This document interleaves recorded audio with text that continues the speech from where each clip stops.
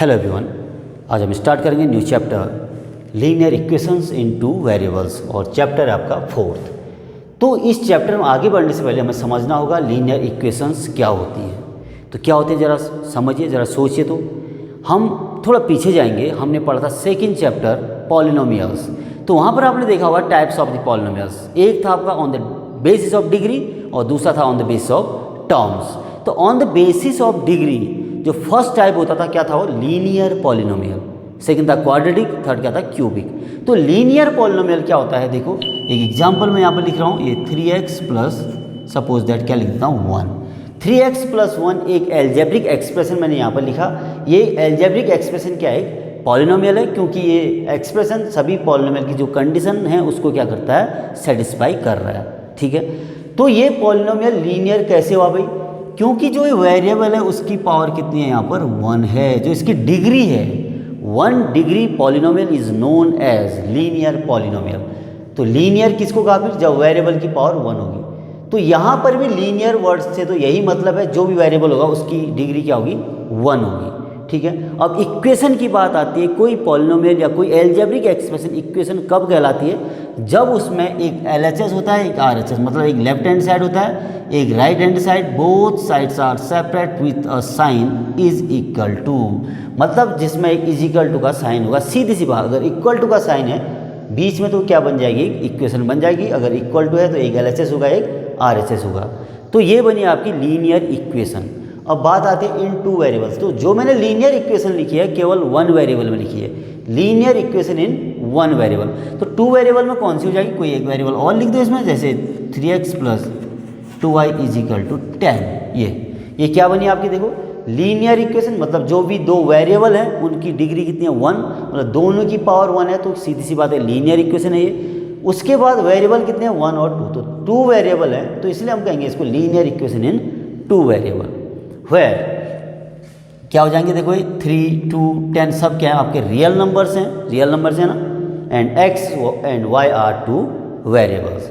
अब जो linear equation in 2 variable होती है उसकी जनरल फॉर्म या स्टैंडर्ड फॉर्म क्या होती है, फिर वो होती है आपकी, देखिए ax plus by plus c is equal to 0। ये होती है आपकी जनरल फॉर्म और standard form of a linear equation in 2 variables, where a, b and c are real numbers, where a and b are not both 0। जहाँ पर a और b दोनों 0 नहीं होंगे। अगर दोनों 0 हैं तो देखो भाई ये भी 0 है, ये भी 0 है, तो x पूरा ही 0 हो जाएगा, ये भी 0 है तो ये भी 0 होगा, plus c is equal to 0। अब कांस्टेंट टर्म सपोज दैट 5 था यहाँ पर, इज इक्वल टू 0, तो ये भी 0 प्लस ये भी 0, तो 5 इज इक्वल टू 0 हो सकता है क्या, नहीं हो सकता है, इसीलिए a और b दोनों 0 नहीं होंगे। बस इतना ही तो है लीनियर इक्वेशन 2 वेरिएबल्स में।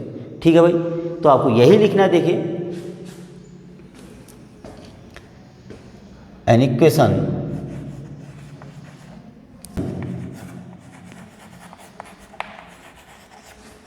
which can be written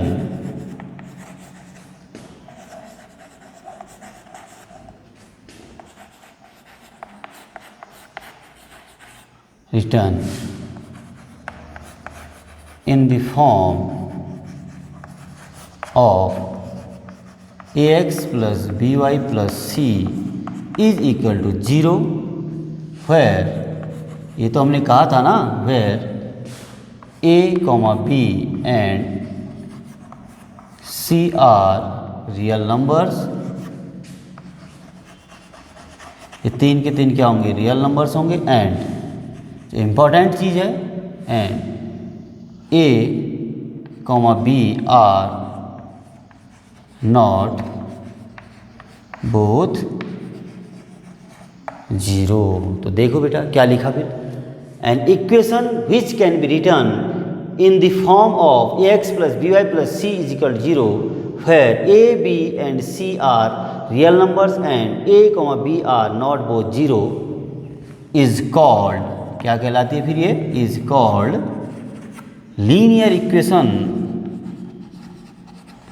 linear equation in 2 variables.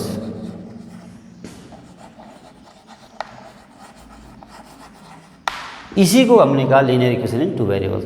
और जो ax plus B Y plus C is equal to zero होती है, ये इस लीनियर इक्वेशन की जनरल फॉर्म या स्टैंडर्ड फॉर्म होती है, ठीक है ना।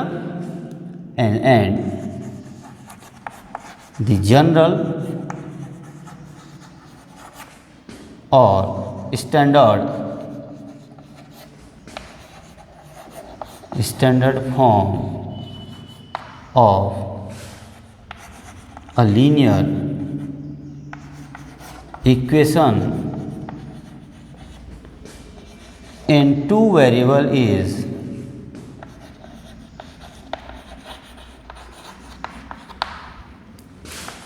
ax square plus is ax plus by plus c is equal to 0। तो जो ये लिखा हमने कहा कोई भी इक्वेशन, एक लीनियर इक्वेशन टू वेरिएबल कब होगी, जब वो किस फॉर्म में लिखी जाएगी, ax plus B Y plus सी इक्वल 0। और यही फॉर्म क्या होती है, इस linear equation in two variable की स्टैंडर्ड फॉर्म होती है। देखो वही लिखा है, द जनरल और standard form of a linear equation in two variable is ax plus B Y plus C is equal to 0। ठीक है बेटा, तो इतना ही कॉन्सेप्ट है इस चैप्टर में लीनियर इक्वेशन टू वेरिएबल्स में। इसको आप समझेंगे, ज़्यादा समझने की ज़रूरत भी नहीं है, वो मैंने बता दिया किस फॉर्म में इक्वेशन होगी। आपका जो क्वेश्चन है, सबसे पहली एक्सरसाइज का जो क्वेश्चन है क्या कहता है, represent the following linear equation in the form of ax plus B Y plus C equal to 0, इस फॉर्म में लिखना है। And also find the value of a b and c।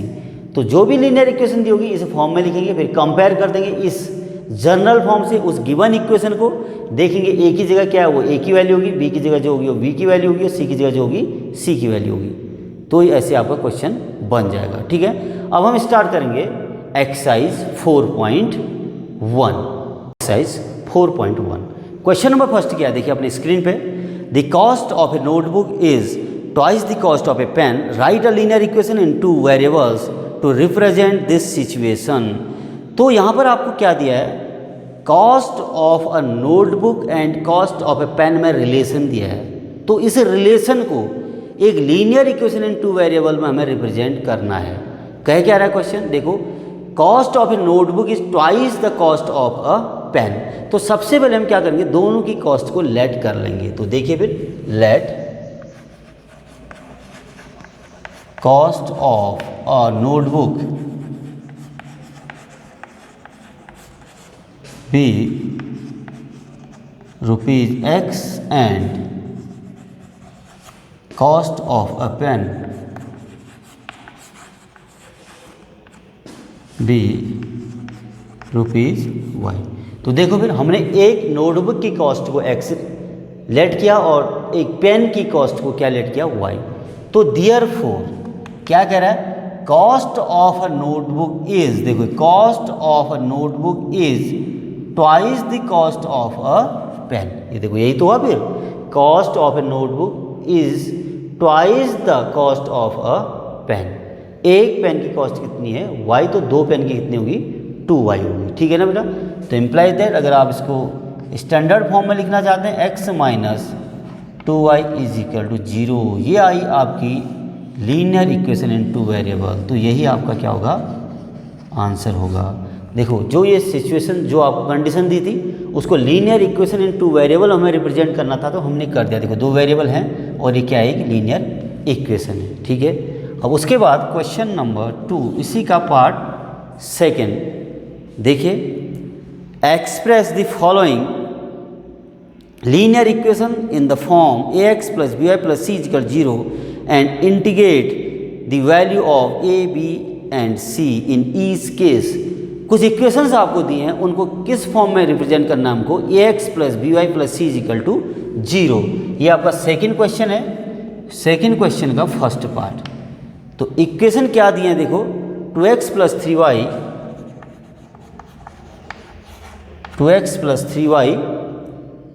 Is equal to 9.35 बार। किस फॉर्म में लिखना है, ax plus B Y plus C is equal to 0। तो इसको हम इस साइड लाएंगे तो हमारा आंसर आ जाएगा। तो इम्प्लाई दैट क्या हो जाएगा, देखो 2x प्लस 3y माइनस 9.35 बार इज इक्वल टू जीरो। ये आ गई आपकी A X plus B Y plus C is equal to zero form में। वेयर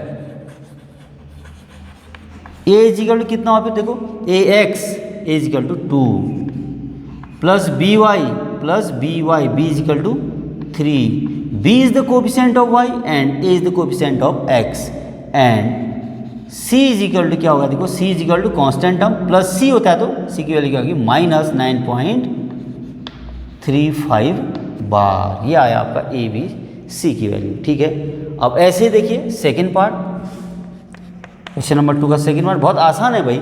सेकेंड पार्ट क्या दिया आपको, x minus Y by 5 minus 10, x minus Y by 5 minus Y by 5 minus 10 is equal to 0।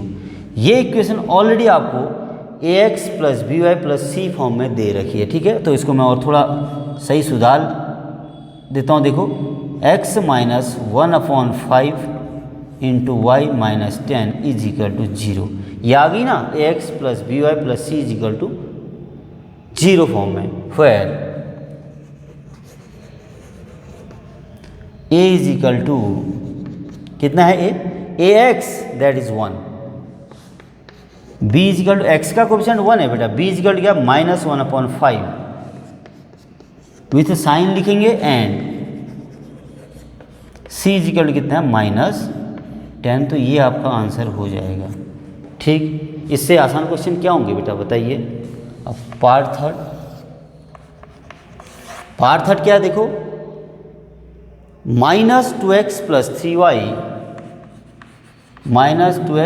3y is equal to 6। ये आपको third part दिया है, तो इसको भी उसी फॉर्म में लिखना है। देखो आप चाहते हैं दोनों को उठा के वहाँ ले जाओ, तो ले जाएंगे तो कितना हो जाएगा 2x minus 3y plus 6 is equal to 0। देखो हमने इन दोनों पार्ट्स को राइट हैंड साइड मूव कर दिया, या आप इसको यहाँ भी ला सकते थे, बात एक ही है। Where a is equal to 2, b is equal to minus 3 and c is equal to क्या होगा 6 होगा। देखो b is equal to minus 3, c is equal to 6, ये आपका आंसर आ गया। उसके बाद फोर्थ पार्ट देखिए, फोर्थ पार्ट क्या दिया आपको, x is equal to 2y, x is equal to 3y है, तो इम्प्लाइज दैट क्या हो जाएगा ये x minus 3y is equal to 0। A X plus B Y plus C, C है ही नहीं तो सी की वैल्यू क्या होगी 0 होगी। ठीक है, where a is equal to 1, coefficient of x 1 है, b इज इक्वल टू कितना है minus 3 and c is equal to क्या होगा 0। देखो c इज इक्वल टू 0 कैसे होगा, A X plus B Y plus C, ये कॉन्स्टेंट टर्म यहाँ पर नहीं है, तो कॉन्स्टेंट टर्म नहीं है मतलब c की वैल्यू क्या होगी 0 होगी। ठीक है, उसके बाद next 2x is equal to minus 5y, fifth part है, 2x is equal to minus 5y, तो इम्प्लाई दैट इसको भी देखिए क्या हो जाएगा 2x plus 5y is equal to 0, plus 0 is equal to 0 भी कर सकते हैं, कोई ज़रूरत नहीं है ऐसा लिखने की। Where a is equal to coefficient of x 2, b is equal to कितना हो जाएगा 5 एंड c इज इक्वल फिर से क्या है 0, कांस्टेंट टर्म है ही नहीं तो c की वैल्यू क्या होगी 0 होगी। तो ये बने आपके 5 पार्ट। उसके बाद सिक्स्थ पार्ट देखेंगे, आप इसको नोट कर लेना, स्क्रीनशॉट ले लेना इसकी। सिक्स्थ पार्ट देखिए,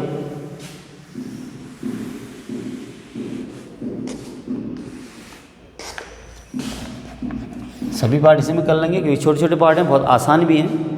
3x plus 2 is equal to 0, 3x plus 2 is equal to 0, तो ऑलरेडी स्टैंडर्ड फॉर्म में तो मैं इसको ऐसा लिख सकता हूँ, ये 3x plus 0 into y plus 2 is equal to 0। देखो ax plus B Y plus C is equal to 0। फिर देखो भाई 0 इंटू वाई 0 ही तो हुआ ना, क्योंकि y वाला टर्म है ही नहीं, तो हमने किस फॉर्म में लिखा कि इसको ax plus B Y plus C form में लिखा, ताकि हम आसानी से अब v की वैल्यू क्या रख सकते हैं 0 लिख देंगे, क्योंकि b ऑलरेडी 0 ही है, इसीलिए तो y टर्म नहीं है इसमें। समझिए इसको, where a is equal to 3, b is equal to 0 and c is equal to 2। ठीक है भाई, ये हो जाएगा आपका आंसर। उसके बाद सेवन्थ पार्ट देखें, सेवन्थ पार्ट क्या है, y minus two is equal to zero, ये y minus two is equal to zero. तो इसको भी मैं क्या लिख सकता हूँ, देखो 0 into x plus y minus two is equal to zero. ठीक है भाई, इस पर कोई कन्फ्यूजन हो रहा है आपको तो बताइए आप लोग। ये देखो 0 इंटू एक्स, जीरो ही तो हुआ, ये इक्वेशन ऐसी तो रही ना, y minus two is equal to zero. तो where a is equal to क्या होगा, zero, b is equal to 1 coefficient of y and c is equal to क्या होगा, -2, क्योंकि कांस्टेंट टर्म यहाँ पर -2 है। उसके बाद लास्ट पार्ट यही था आपका 7th पार्ट। तो ये कंप्लीट हो जाती है आपकी एक्सरसाइज 4.1, जो कि बहुत आसान एक्सरसाइज थी। ठीक है, अच्छे से वीडियो को वॉच करना, अच्छे से समझना है इसको। एक बार देखिए नहीं समझ आया तो 2 बार देखिए, उसके बाद इसको नोट करिए। फिर मिलेंगे नेक्स्ट वीडियो में एक्सरसाइज 4.2 के साथ। कर दो यार, तुम्हारे पैसे थोड़ी ना